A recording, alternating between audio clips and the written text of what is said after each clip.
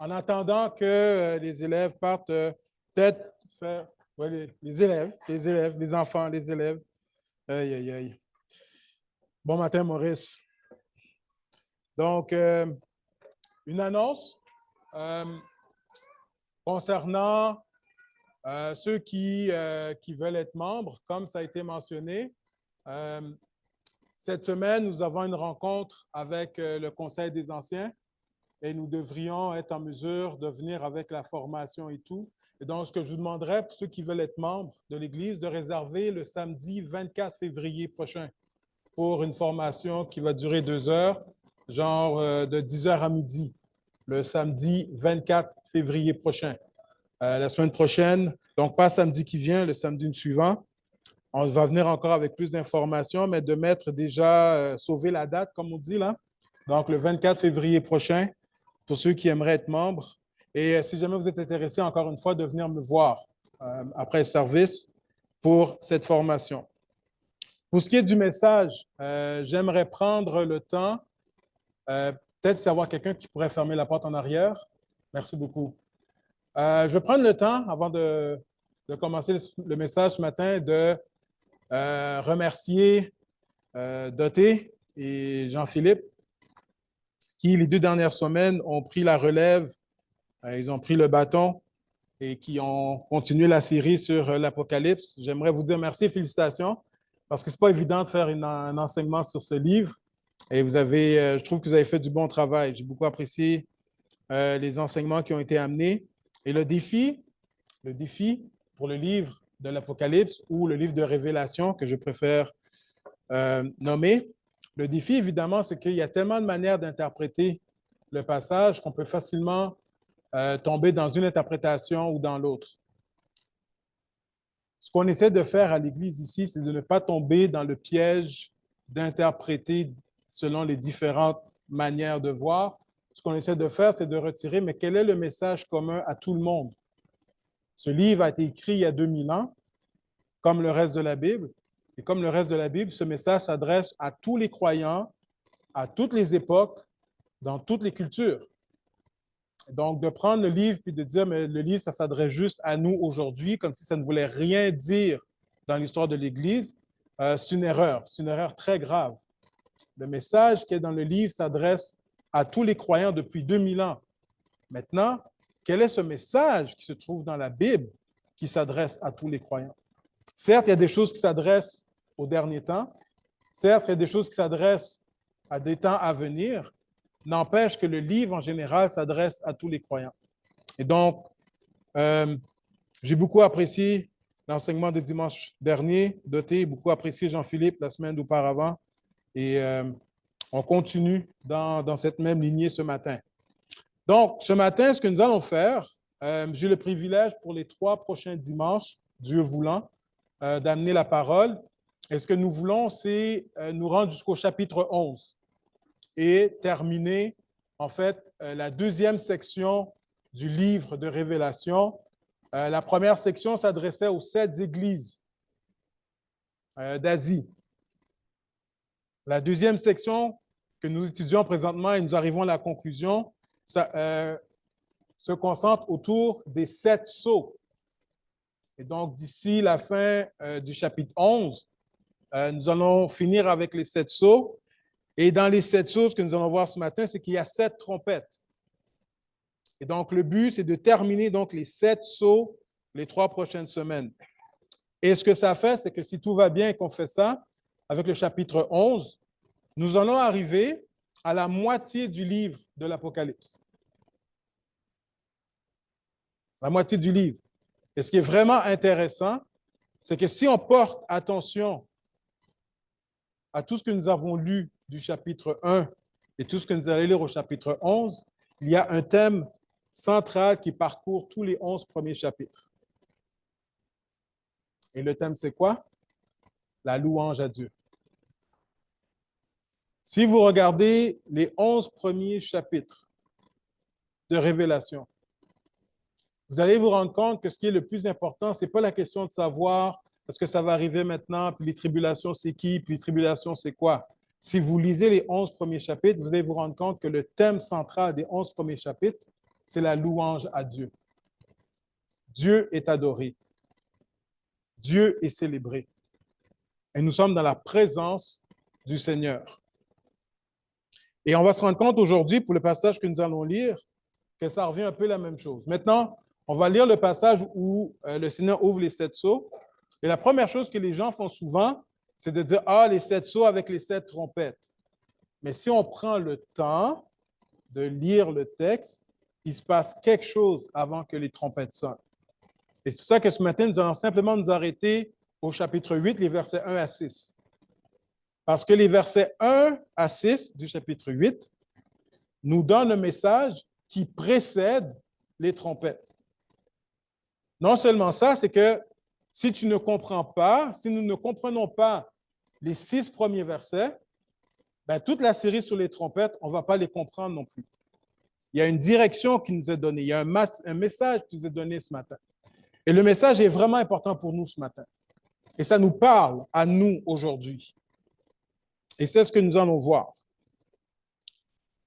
Ce qu'on a vu dans les dernières semaines, ce sont des scènes. Ben, on va lire le passage et on va voir ce qui se passe. Donc, Révélation chapitre 8, je vois si ça marche. Ah ouais, c'est bon. Donc, le thème de ce matin, c'est Dieu fait justice. Notre Dieu est un Dieu de justice. Et souvent, lorsqu'on parle de Dieu, on aime dire que Dieu est amour. Mais on ne peut pas parler de l'amour de Dieu si on ne parle pas aussi de sa justice. Les deux vont ensemble. Et souvent, nous avons une mauvaise compréhension de l'amour de Dieu parce que nous ne mettons pas en parallèle sa justice. Dieu fait justice. Et ce matin, c'est le thème que nous allons voir. Donc, Révélation, chapitre 8, les versets 1 à 6. Quand il ouvrit le 7e sceau, on prend une pause. J'aime prendre des pauses. Quand il ouvrit le 7e sceau, le « il » ici, c'est qui? Quand il ouvrit le 7e sceau, il, c'est qui? Ah, OK. Quand Jésus ouvrit le 7e sceau, qu'est-ce qui est arrivé quand Jésus? Donc, Jésus, comme on l'a vu depuis le début des enseignements sur les 7 sceaux, c'est Jésus qui ouvre les sceaux. OK? Il ne faut jamais oublier ça. On est, on est au ciel, devant le trône de Dieu, où l'agneau est assis à la droite, où le Saint-Esprit est représenté à travers le chandelier d'or. Les anges sont là, les 4 êtres vivants sont là, les 24 vieillards sont là. Un nombre infini d'anges sont là et un nombre infini de croyants se trouve aussi devant le trône. Depuis qu'on a commencé le chapitre 4 et on va aller jusqu'au chapitre 11, la scène dans laquelle tout est décrit, c'est que nous sommes devant le trône de Dieu. Et je trouve extraordinaire comment les gens peuvent lire le livre de l'Apocalypse et ne jamais faire mention que tout ce qu'on lit, tout ce qu'on voit, tout ce qui est nommé devant le trône de Dieu. Avez-vous remarqué que jusqu'à présent, et on va aller jusqu'à la fin du chapitre 11, qu'il n'y a aucune mention du diable dans le livre de Révélation? Absolument aucune mention du nom du diable des chapitres 1 à 11. Et pourtant, il y en a qui arrivent quand même à introduire le diable à travers la révélation de l'Apocalypse. Je ne sais pas comment ils font. Je ne sais pas comment ils font. Parce que les chapitres 1 à 11 se trouvent, les chapitres 3 à 11 se trouvent devant le trône de Dieu et tout ce qui se passe devant la présence de Dieu où le diable n'est même pas nommé. Et pourtant, il y en a qui vont interpréter ces passages comme si le diable était au contrôle. Extraordinaire. Extraordinaire. Donc, Révélation chapitre 8. Quand Jésus ouvrit le 7e sceau, il y eut dans le ciel un silence d'environ une demi-heure. Est-ce que cela vous est jamais arrivé de rentrer dans une salle et une fois que tu rentres dans la salle, tout le monde fait silence? Le monde placote, placote, placote, placote, placote. Là, tout d'un coup, tu rentres dans la case, puis c'est comme silence. Ou est-ce que vous avez jamais vécu cette expérience d'être dans un endroit et tout d'un coup, à cause d'une parole ou d'une situation, tout le monde fait silence dans la salle? Quand j'étais au secondaire, ce qu'on aimait faire, mais pas moi, parce que moi, je suis un enfant de bien, fait que moi, je ne fais jamais rien de mal. Mais les autres, ce qu'ils aimaient faire, c'est qu'ils aimaient prendre les sacs bruns. Vous savez, les sacs bruns, là? Et dans la cafétéria, sur l'heure du dîner, qu'est-ce qui arrive? Tout le monde placote. Tout le monde parle, tout le monde parle, tout le monde parle. Et puis, d'autres, là, pas moi, j'ai dit, d'autres, ce qu'ils font, c'est qu'ils prennent un sac brun, ils s'ouvrent dedans, là, ils sont 3, 4, puis ils disent 1, 2, 3. Pow! Et qu'est-ce qui arrive à ce moment-là? Silence complet dans la cafétéria. Ça dure 3, 4, 5 secondes. Là, le monde remet à parler encore. Il y a quelque chose dans le silence qui nous intrigue. Il y a comme un mystère qui se trouve lorsqu'on est dans un endroit de silence. Lorsqu'on rentre à la maison et que toute la famille est là, mais qu'il n'y a personne qui parle, tu te poses, mais qu'est-ce qui s'est passé? Il y a quelque chose dans le silence qui nous interpelle. Le bruit dérange, mais le silence dérange aussi. Des fois, on aime ça, à l'occasion, quand c'est le temps d'un silence. Mais des fois, il y a des silences qui arrivent, puis tu es comme, je ne me sens pas à l'aise. Ça me dérange. Jésus ouvre le 7e et dernier sceau. Le 7e et dernier sceau. Et quand il ouvre, tout le monde qui est devant le trône de Dieu fait silence. Pas pendant 5 secondes, pas pendant 10 minutes, pas pendant 20, pendant une demi-heure. Silence complet. Ça veut dire quoi? Les 4 êtres vivants font silence. Les 24 vieillards font silence. Les myriades d'anges font silence. Le peuple qui est devant le trône fait silence. Et même les voix qui entourent le trône de Dieu font silence. Ce silence est un silence parce qu'il va se passer quelque chose de dramatique. Quelque chose d'exceptionnel va arriver. Et en ouvrant le 7e sceau, c'est comme si tout le monde prend conscience que, eh boy, quelque chose qui s'en vient. Il y a un silence. Il y a un passage dans la Bible qui dit, l'Éternel est dans son Saint-Temple, que toute la terre fasse silence devant lui. Il y a quelque chose de solennel, quelque chose de sérieux. Et le silence qui est là implique que quelque chose de particulier s'en vient. Mais qu'est-ce qui se passe après le silence? Quand il ouvrit le 7e sceau, il y eut dans le ciel un silence d'environ une demi-heure. Et je vis les 7 anges qui se tiennent devant Dieu, et 7 trompettes leur furent données. Est-ce que vous voyez la scène? Une fois que le silence est terminé, 7 anges se présentent devant Dieu, et 7 trompettes leur furent données. Question, qui donne les trompettes aux anges? Réponse, Jésus. C'est Jésus. 7 anges vont sonner les 7 trompettes. Dieu est celui qui donne les trompettes. Les anges qui sont au service de Dieu et non du diable, les anges qui sont au service de Dieu vont sonner les trompettes. Donc, une fois que les trompettes sont sonnées, qui est responsable de ce qui va arriver après? Dieu, Jésus. Lorsque les 7 trompettes vont sonner, les 7 trompettes vont sonner par les anges et les 7 trompettes sont données par Dieu, faisant en sorte qu'une fois qu'ils vont sonner leurs trompettes, Peu importe ce qui arrive après, Dieu est responsable. Et ça, on va voir ça la semaine prochaine. On va aborder les 7 trompettes la semaine prochaine. OK? Donc, et je vis les 7 anges qui se tiennent devant Dieu. Et je trouve intéressant 7 anges. Vous savez pourquoi? Parce que le chiffre 7 revient souvent, n'est-ce pas? Et ce que je trouve intéressant, il y avait combien d'églises au début du chapitre 1? OK? Et à qui est-ce que Jean devait écrire aux églises? Ah, écrit à l'ange d'Éphèse. Écrit à l'ange de Sardes. Écrit à l'ange de Smyrne. Écrit à l'ange de Thyatire. Écrit à l'ange de Laodicée. Écrit à l'ange de Pergame. Écrit à l'ange de Philadelphie.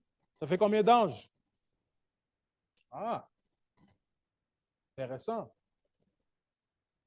7 églises, 7 anges, 7 trompettes. Et ce n'est pas tout. Au chapitre 5, si vous regardez avec moi, je ne l'ai pas sur le PowerPoint, mais au chapitre 5, question du numéro 7. Donc, Révélation, chapitre 5, les versets 8 à 14. Quand Jésus prit le livre, les 4 êtres vivants et les 24 vieillards se prosternèrent devant l'agneau, tenant chacun une harpe et des coupes d'or remplies de parfums qui sont les prières des saints. On va revenir là-dessus tout à l'heure. Et ils chantaient un cantique nouveau en disant, tu es digne de prendre le livre et de rendre ouvrir les sceaux, car tu as été immolé et tu as racheté pour Dieu par ton sang des hommes de toute tribu, toute langue, tout peuple et toute nation. Tu as fait d'eux un royaume et des sacrificateurs pour notre Dieu et ils régneront sur la terre. Je regardais, 8 à 14. Je regardais et j'entendis la voix de beaucoup d'anges autour du trône et des êtres vivants et des veillards, et leur nombre était des myriades de myriades et des milliers de milliers. Et ils disaient d'une voix forte, l'agneau qui a été immolé est digne de recevoir, on compte ensemble, la puissance, la richesse, la sagesse, la force, l'honneur, la gloire et quoi? Ça fait combien? 7. Au chapitre 7, au verset 13.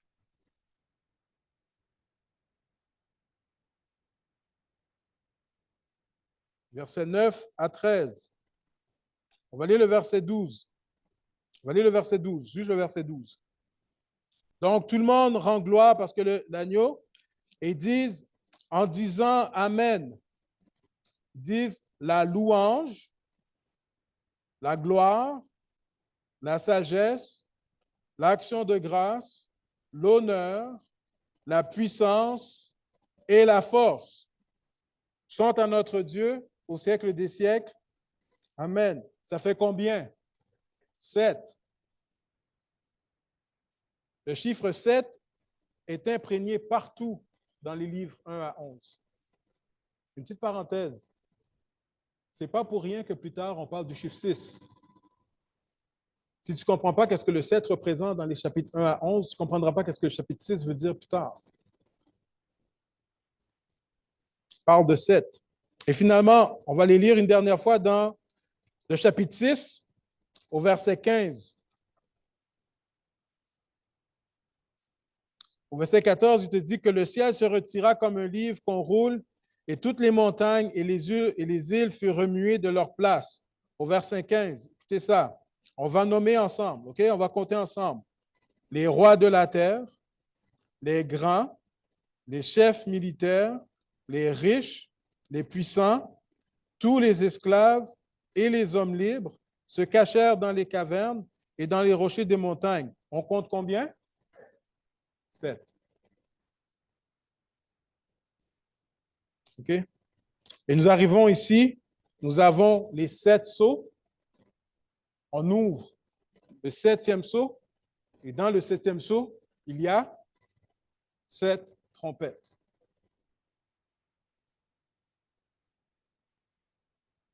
Et je vis les 7 anges qui se tiennent devant Dieu et 7 trompettes leur furent données. Donc, on a cette scène où Jésus ouvre le seau, septième et dernier seau, un silence d'une demi-heure. Et là, 7 anges se présentent devant Dieu et Dieu donne 7 trompettes. Qu'est-ce qu'on pourrait s'attendre qui va arriver ensuite? Si on fait une suite, qu'est-ce qui devrait arriver ensuite? Ben, ils vont souffler les trompettes. Est-ce que vous êtes avec moi? OK? Silence, 7 anges, on donne des trompettes, donc on s'attend à ce qu'ils sonnent les trompettes. Continuons. Donc, et je vis les 7 anges qui se tiennent devant Dieu, et 7 trompettes leur furent données. Et un autre ange vint. Ah, tiens. Quelque chose d'autre se passe présentement. Et il se tint sur l'autel. Donc, il faut bien comprendre ici qu'est-ce qui se passe. OK? L'autel, c'est l'endroit où on faisait les sacrifices. D'accord? Et donc, cet autre ange, donc, tu as les 7 anges qui sont debout, avec 7 trompettes dans leurs mains. Dieu est là. Et au moment où on s'imagine qu'ils vont sonner les trompettes, il y a une autre scène qui se passe. Il y a un autre ange qui vient. C'est comme, oh, mais qu'est-ce que tu viens faire dans la scène, là? Tu déranges la scène, là. Nous, on s'attend à ce que cette trompette sonne. Là, oups, il y a un autre ange qui vient. Et lui, qu'est-ce qu'il fait? C'est qu'il se tient devant l'autel ou sur l'autel, ayant un encensoir d'or. Donc, vous savez, un encensoir, l'Église catholique, là, c'est une Église catholique, OK, qui sert à mettre le parfum dedans. On lui donna beaucoup de parfums. Même question. On lui donna beaucoup de parfums. Qui lui a donné le parfum? Jésus.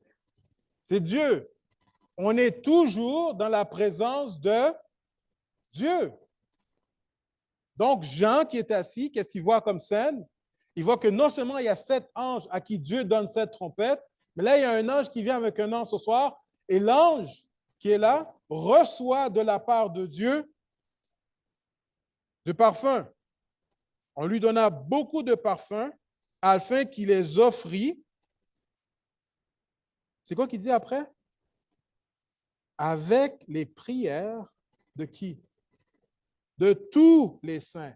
C'est le mot tout qui m'intéresse ici. Il ne dit pas avec les prières des saints qui sont martyrs. Il ne dit pas avec les prières de ceux qui sont sous le trône. Il dit avec les prières tous les saints. Je vais vous dire un petit secret.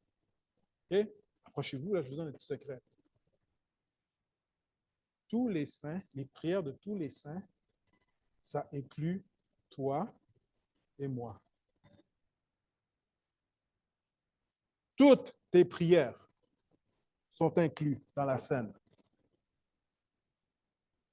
Les prières de tous les saints. As-tu l'impression que tu pries en vain? La réponse, elle est là. Tu as l'impression que des fois, Dieu ne répond pas à tes prières? La réponse, elle est là. Un ange vient devant l'autel. Dieu lui donne du parfum. Il met le parfum sur l'autel avec toutes les prières de tous les saints. C'est intéressant parce que moi, je me demande comment tu fais pour mettre des prières sur un autel. Je ne sais pas. Mais c'est une belle image. Avec les prières de tous les saints sur l'autel d'or qui est où? Ah! Il ne nous lâche pas avec ce mot-là. Là. Depuis le chapitre 4 jusqu'à présent, il y a toujours une question de trône. Vous remarquez? Depuis qu'on lit là, le chapitre 4, on est toujours devant le trône. On est soit en dessous, devant, derrière, en haut, mais peu importe où tu es, ça tourne autour du trône. Pourquoi est-ce qu'il mentionne le trône? Parce qu'il veut nous rappeler que nous sommes dans la présence de Dieu. C'est important. Donc, l'ange vient avec un encensoir que Dieu met les parfums dedans et avec le parfum, il l'offre sur l'autel avec les prières de tous les saints. qui est devant le trône. La fumée des parfums monta avec les prières des saints de la main de l'ange devant Dieu. Donc, l'autel est là et l'autel brûle. On met les parfums, on met les prières des saints. Et qu'est-ce que ça fait? Ça crée une fumée qui monte devant l'Éternel. Est-ce que ça vous rappelle un passage, ça? Romains chapitre 12. Romains chapitre 12, verset 1er.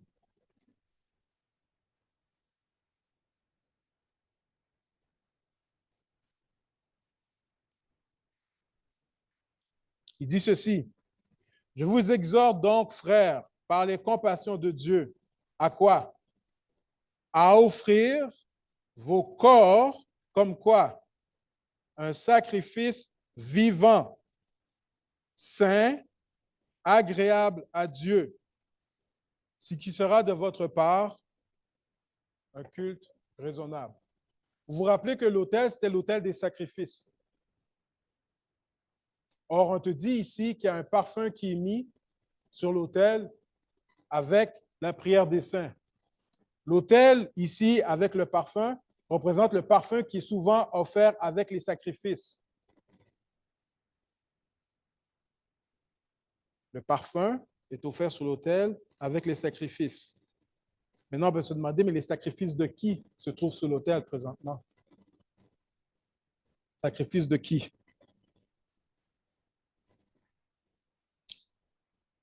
On continue? On va revenir avec cette question. Et l'ange prit l'encensoir, le remplit du feu qui est sur l'autel. Vous suivez? Il y a un feu sur l'autel avec les parfums et les prières et le sacrifice qui sont là. Il prend le feu qui a consumé le sacrifice, qui a consumé les prières des saints, il le met dans cet instrument, le remplit du feu de l'autel, et qu'est-ce qu'il a fait après? Est-ce que ce n'est pas bizarre, ça? OK? Il est sur l'autel, il va prendre le feu qui est là, tout ce qui est consumé, il met dedans, puis il va prendre ça, puis il le déverse sur la terre. Qu'est-ce qu'il déverse sur la terre? Prière des saints, sacrifice vivant, sacrifice, le parfum. Là, tu te dis, mais qu'est-ce que ça vient faire avec la question des 7 trompettes? Parce que si on lit ce qui arrive après, une fois qu'il a jeté cela sur la terre, on nous dit, il y eut des voix, des tonnerres, des éclairs et un tremblement de terre. Et le verset 6 termine en disant, et les 7 anges qui avaient les 7 trompettes se préparèrent à sonner. Jésus casse le 7e sceau. Il y a un silence d'une demi-heure. On voit 7 anges qui reçoivent 7 trompettes, mais juste avant de sonner, qu'est-ce qui se passe? Une adoration. Parce que ce qu'on vient de lire, c'est exactement ce qui se faisait dans l'Ancien Testament lorsqu'on venait offrir des sacrifices à Dieu, lorsqu'on venait louer Dieu. Avant que les 7 trompettes sonnent, il y a un service d'adoration qui est offert à Dieu. Et de cette adoration qui est offerte à Dieu, Dieu va prendre cette adoration, l'objet de l'adoration, et il dit comme ça, je vais jeter sur la terre. L'adoration est partout dans le livre des Révélations des chapitres 1 à 11. Peu importe ce qui se passe soit avant une adoration, pendant une adoration, après une adoration. Mais peu importe ce qui se passe dans les chapitres 1 à 11, il y a toujours une forme d'adoration qui est là. Toujours une forme d'adoration. Ce qui m'amène à dire, connaissons-nous réellement la valeur de l'adoration que nous offrons à Dieu? Il y a quelque chose de particulier dans la notion d'adoration qui donne à l'adoration une définition tout simplement extraordinaire. Il y a quelque chose qui est là lorsqu'on offre une adoration. Et c'est pour ça que nous, ici à l'Église, nous prenons l'adoration au sérieux et que nous voulons élever le standard. Parce que nous avons un modèle à suivre. Quelqu'un qui veut me dire, c'est quoi la définition de l'adoration? C'est quoi adorer Dieu? Prends ta Bible, lis l'Apocalypse, les versets 1 à 11, puis tu vas avoir un excellent modèle de à quoi sert l'adoration. Parce que tout est là. Et comme on l'a déjà mentionné, le livre de l'Apocalypse, c'est une récapitulation de tous les livres de la Bible. Ce qu'on trouve ici dans l'adoration, c'est la définition qu'on trouve à travers la Bible de qu'est-ce qu'une adoration devrait être. Un service à Dieu. Un service à Dieu. Mais quel est ce service qui monte devant Dieu? On nous dit que c'est la prière de tous les saints et une fumée qui monte. Et donc, qu'est-ce que ça représente? Bien, si on regarde ensemble Révélation chapitre 6, on va voir qu'il s'est passé quelque chose de particulier. Donc, juste quelques scènes auparavant, on ouvre le 7e sceau et là, on retourne au 5e sceau. Et le 5e sceau nous donne un petit indice de qu'est-ce qui est arrivé avant le son des 7 trompettes.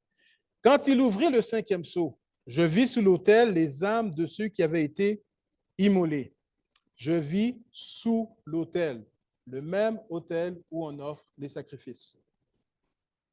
Je vis sous l'autel les âmes de ceux qui avaient été immolés à cause de la parole de Dieu. Et c'est intéressant le verbe immoler ici, parce que c'est exactement le même terme qu'on utilise de Jésus-Christ qui est l'agneau quoi? Immolé. Donc, les âmes de ceux qui avaient été immolés à cause de la parole de Dieu et à cause du témoignage qu'ils avaient rendu. Autrement dit, à cause de leur vie. Leur vie est un sacrifice. Hein? Romains 12, offrez vos corps comme un sacrifice vivant. Or, ceux qui sont là, c'est ce qu'ils ont fait. Ils ont offert leur vie comme un sacrifice vivant. Ils ont été immolés à cause de la parole de Dieu, à cause du témoignage qu'ils ont rendu. Ils crièrent d'une voix forte en disant, « Jusqu'à quand, Maître saint et véritable, tardes-tu à juger et à tirer vengeance de notre sang sur les habitants de la terre? » Une robe blanche leur fut donnée à chacun d'eux et il leur fut dit de se tenir tranquilles encore quelque temps. Jusqu'à quand? Jusqu'à ce que fût complet le nombre de leurs compagnons de service et de leurs frères qui devaient quoi? Être mis à mort. Dieu va dire à ceux qui sont sous l'autel, tenez-vous tranquilles, le jour de vengeance va venir. Mais avant le jour de vengeance, il faut que ceux qui doivent mourir en sacrifice, par les souffrances, viennent à mourir. Autrement dit, vous voyez le paradoxe. Les gens qui persécutent les chrétiens à travers le monde et qui font mourir les chrétiens à travers le monde pensent qu'ils s'imaginent que Dieu ne voit pas, sans se rendre compte que chaque fois que quelqu'un persécute et tue un chrétien, il prépare le jour de vengeance du Seigneur. Parce que chaque croyant qui meurt, meurt dans la présence du Seigneur. Et le Seigneur a déterminé un nombre, parce qu'il dit jusqu'à ce que le nombre de tous ceux qui doivent mourir comme vous soit complet. Donc, Dieu a en tête un nombre. Quand un chrétien meurt, ce n'est pas comme si Dieu dit « Oh mon Dieu, je ne savais pas ». Dieu, dès la fondation du monde, avait calculé qu'il y a un certain nombre de croyants qui devaient mourir à travers leur sacrifice. Et jusqu'à ce que leur nombre soit complet, il dit, tenez-vous tranquille. Mais il y a un jour où lorsque tous ceux qui doivent passer par le feu vont passer par le feu, et à ce moment-là, leur offrande, leur vie, leur offrande, mêlée avec la prière de tous les saints, va être mise sur l'autel de Dieu et déversée sur le monde comme jugement. Laisse-moi te dire ce matin, as-tu l'impression que quand tu pries à Dieu, que Dieu n'entend pas? Dieu entend chacune de tes prières. As-tu l'impression des fois que tu vis une injustice puis que Dieu ne voit pas? Dieu voit chacune des injustices que nous vivons. Il n'y a absolument rien qui se passe avec nous. Il n'y a aucune injustice, aucune souffrance, aucune peine que nous vivons que non seulement Dieu voit, mais Dieu prend note. Dieu prend note. Et il va arriver un moment, les amis, où Dieu va accumuler tout ça. Et lorsqu'il va sonner les trompettes, il va sonner les trompettes à partir de la vie des sacrifices et des prières de tous les saints.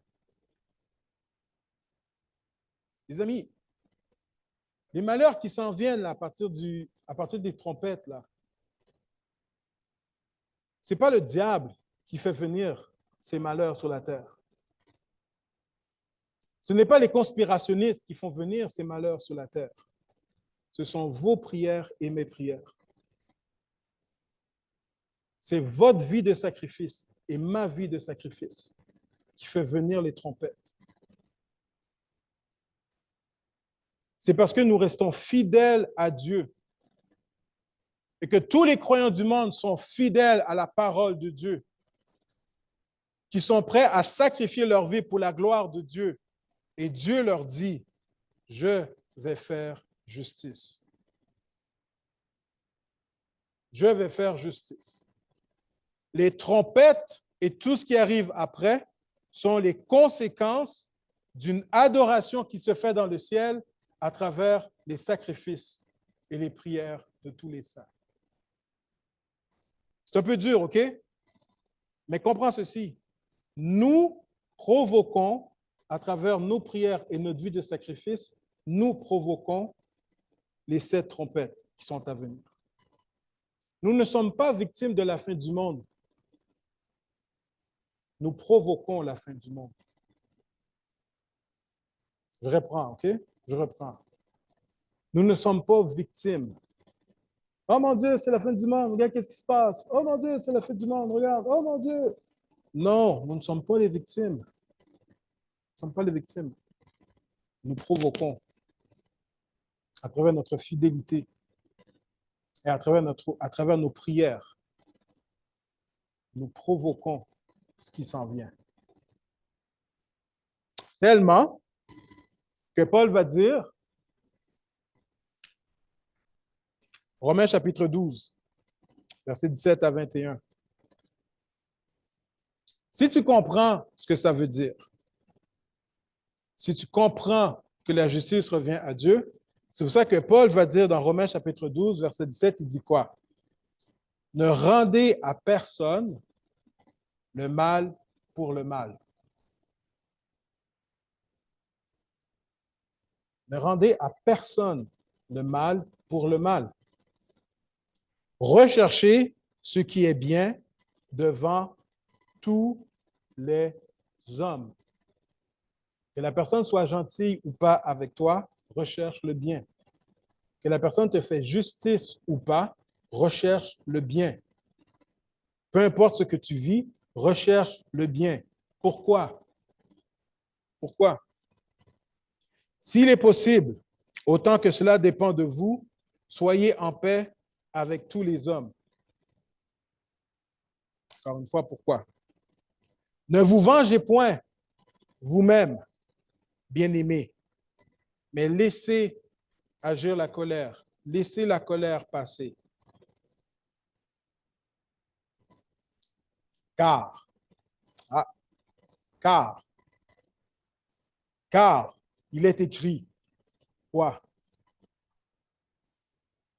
À moi la vengeance, à moi la rétribution. Dit qui? Dit le Seigneur. Mais si ton ennemi a faim, qu'est-ce que tu dois faire? S'il a soif, à moi la vengeance, à moi la rétribution, à moi la justice, dit le Seigneur. On fait une petite réflexion. Entre ta vengeance que tu veux faire et la vengeance que Dieu veut donner, laquelle des deux est pire? Entre le fait de chercher ta propre justice et de laisser Dieu faire justice, lequel des deux est plus grand? Voici la question. Est-ce que tu crois réellement que Dieu est de ton côté? Est-ce que tu crois réellement que lorsqu'une injustice t'arrive, que Dieu le voit? Est-ce que tu crois réellement que chaque prière que tu fais lorsque tu subis quelque chose de mal, est-ce que tu crois que Dieu entend ta prière?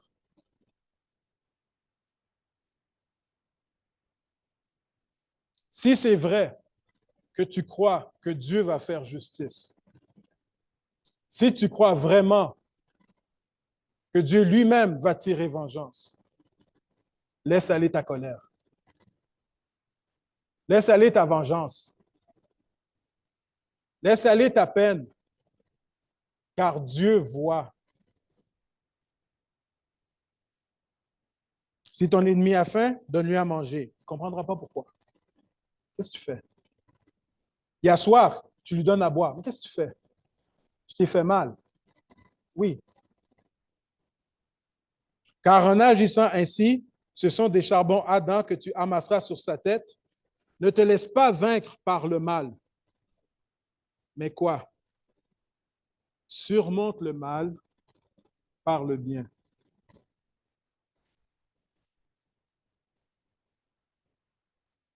Peu importe ce que tu vis, je me répète, peu importe ce que tu vis, Dieu va te faire justice. De deux manières. Il y a deux manières que Dieu peut te faire justice. Première manière, une manière positive que Dieu te fait justice, c'est que la personne, si elle te fatigue et qu'elle n'est pas croyante, la première justice que Dieu va faire, c'est que Dieu va toucher son cœur, transformer son cœur et la personne va accepter le Seigneur. Ça, c'est la première forme de justice qui va arriver. Peut-être qu'à travers ce que tu vis, ça va transformer le cœur de la personne. La personne va se repentir du mal qu'elle t'a fait, va se repentir devant le Seigneur. Elle va glorifier le Seigneur et abandonner sa vie au Seigneur. Et aussi bizarre que ça paraît, c'est une forme de justice. La personne accepte le Seigneur. Si c'est un frère dans la foi, la justice qui va arriver, c'est que cette personne, éventuellement, le Seigneur va lui parler, transformer son cœur, va demander pardon et va rechercher la réconciliation avec toi. Ça peut prendre 1 mois, 1 an, 10 ans, mais Dieu va faire justice. Ça, c'est la manière positive de la justice de Dieu. La manière négative de la justice de Dieu, c'est que si quelqu'un fait mal et que la personne ne veut pas se repentir, il y a un salaire qui dure éternellement. Et c'est l'enfer. Et Dieu va se faire justice lorsque tous ceux et celles qui auront refusé la justice de Dieu devront subir la justice de la colère de Dieu. On va venir là-dessus plus tard lorsqu'on va parler de l'enfer. Et je pense qu'une des choses, en étudiant ce passage que j'ai remarqué, c'est que je pense qu'on n'arrive pas à saisir l'ampleur de ce que l'enfer représente. Parce que si on prenait réellement conscience de ce que l'enfer représente, vraiment, on dirait comme Jésus, Père, pardonne-leur. Pardonne-leur, Seigneur. Parce que ce qui les attend en enfer, il n'y a aucune imagination humaine qui peut saisir l'ampleur de ce qui va se vivre en enfer. Et si je prends conscience de ça, je réalise que peu importe mon ennemi, la dernière chose que je souhaite à quelqu'un, c'est qu'il passe l'éternité là-bas. La dernière chose que je souhaite. C'est juste que Dieu doit faire justice à sa personne. Si tu refuses l'amour de Jésus-Christ qui a été manifesté sur la croix, il va falloir que tu subisses la justice de Dieu pendant l'éternité. Et c'est pour ça qu'il nous dit, laisse aller la colère, laisse aller la vengeance. Ce que la scène nous dit, et j'arrive à ma conclusion, ce que la scène nous dit, c'est qu'avant de faire sonner les trompettes qui appellent le jugement de Dieu, il nous explique, mais pourquoi le jugement de Dieu tombe sur la terre? Eh bien, c'est la justice de Dieu qui fait rétribution à l'humanité, qui fait souffrir les croyants, qui fait peiner les croyants et qui refuse la justice de Dieu. À un moment donné, la patience de Dieu va arriver à point. Et Dieu va dire, c'est assez. Parce que comme Jésus a dit à Paul, lorsque tu persécutes un chrétien, c'est moi que tu persécutes. Et Dieu va dire, assez, c'est assez. Conclusion. Et je veux que tu comprennes ça ce matin. Je veux que tu comprennes ça ce matin. Aucun chrétien ne souffre pour rien. Peu importe ta peine, peu importe ta souffrance, peu importe l'injustice que tu vis, sache que Dieu prend note. Il n'y a aucune souffrance et peine que tu vis que Dieu ne voit pas,